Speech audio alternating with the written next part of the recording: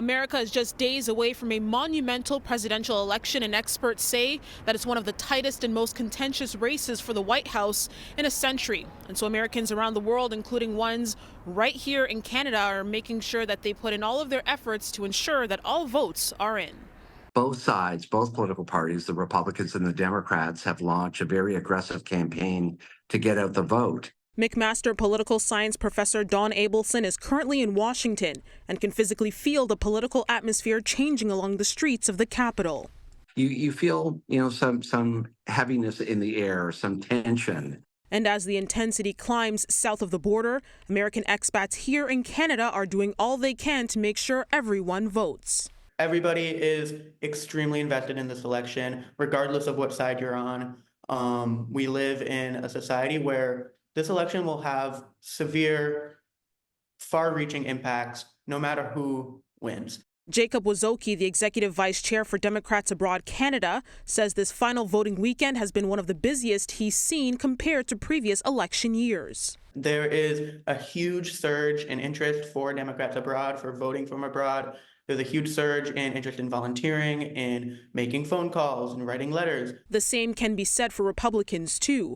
Georgianne Burke, the chair of Republican Overseas Canada, spoke with our Nick Westall earlier this week about increased interest in the 2024 election. We have some Republican supporters who are Canadian citizens who have gone across the border and volunteered to door knock or lip drop. According to the Federal Voting Assistance Program, about 600,000 to 700,000 people who are eligible to vote in the U.S. election live here in Canada. That's the largest number outside the U.S. And it's also about 20% of nearly 3 million people who can cast their ballots around the world. We know that Harris and Trump, again, are fighting for every conceivable vote.